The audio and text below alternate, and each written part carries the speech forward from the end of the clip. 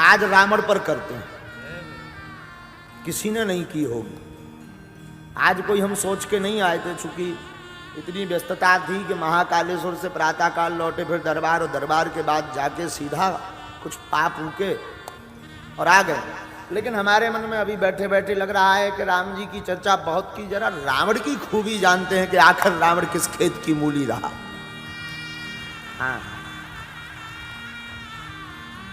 रावण का पावन चरित्र भी भगवान जाने किसी महापुरुष ने गाया हो तो खबर नहीं, पर हमारा थोड़ा उससे बहुत ज्यादा अटैचमेंट है। खबर नहीं दोनों की एक जैसी आदतें मिलती हों, 10 सिर तो नहीं है। रावण पर चर्चा करने का ध्येय हमारा कोई अलग से नई कथा का निर्माण करना नहीं है। रावण पर चर्चा करने का ध्येय है अभिमान के विनाश की कथा करनी। रावण अभिमान का प्रतीक है, अभिमान को मिटाना है तो रावण के चरित्र को जीवन में बहुत पढ़ना है। आप प्यारे साधु पागलो, रावण अपने जीवन काल में बहुत कुछ प्राप्त करता है, सिद्धियां, ऐश्वर्य, यश, कीर्ति, बल, विद्या, यहां तक कि भगवान को भी प्राप्त करता है। पर रावण को अगर कुछ खा गया तो उसका अभिमान खा गया। काश रावण के अंदर अभिमान नहीं होता तो रावण आज भी होता।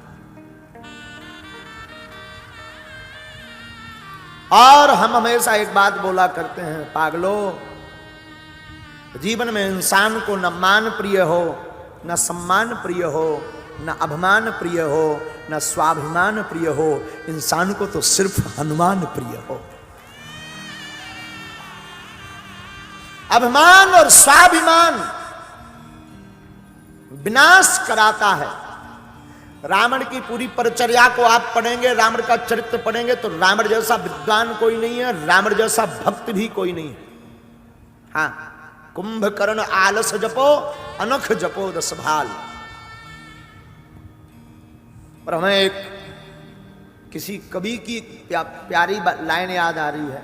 उन्होंने कहा था, जिसे मैं की हवा लगी उसे ना दुआ लगी ना दवा लगी। अहंता, अभिमान, मैं, ये कैसे शब्द हैं जो विनाश के रास्ते खोलते हैं। साधुओं, आप अपने जीवन में मैं को हटाकर हम पर जीना शुरू कर दो, हमेशा सक्सेसफुल रहोगे। आपका घातक है मैं। एक विदेशी फिलोसफर, दार्शनिक,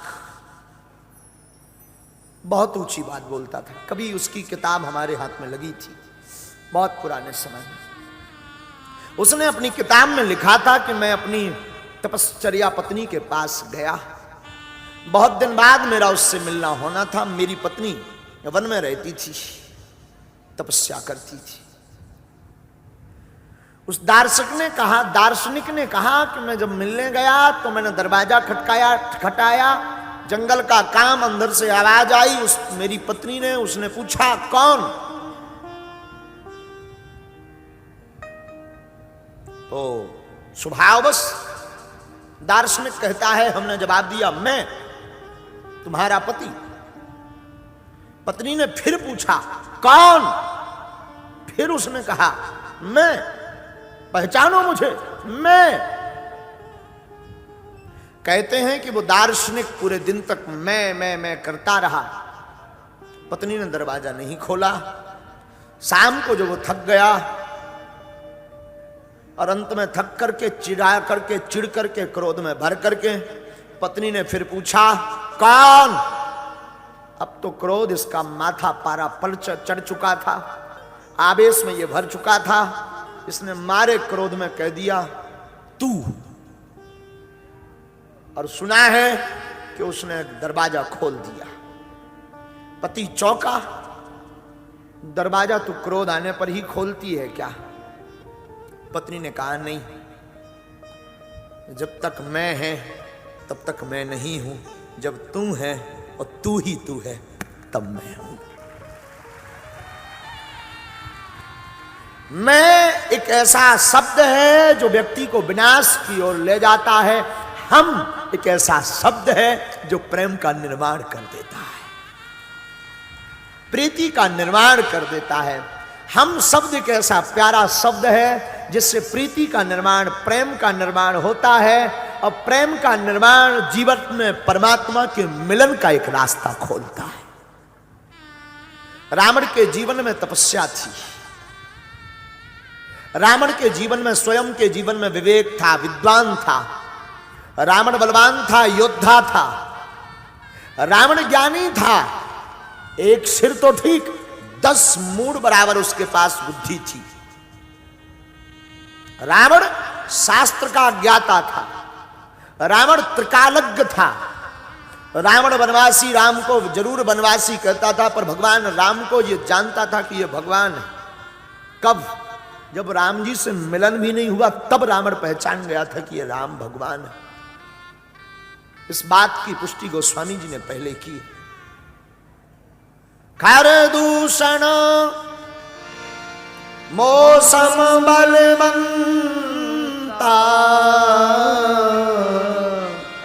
इन्हीं कुमारे बिनु भगवंता। रावण जानता था खरदूषण मेरे समान बलवान है।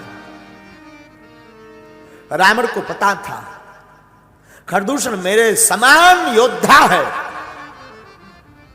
रावण को ज्ञात था कि खरदूषण मेरे जैसा विवेकवान है, और खरदूषण अगर एक बाण में मारा गया तो मारने वाला कोई साधारण इंसान नहीं, मेरा परमात्मा ही अवतार लेकर के आ गया है। किसी ने रावण से पूछा कि तुम जब इतना सब जानते हो, त्रिकालज्ञ हो, तुमने समझ लिया कि खरदूषण को मारने वाले भगवान हैं, फिर तुमने उन भगवान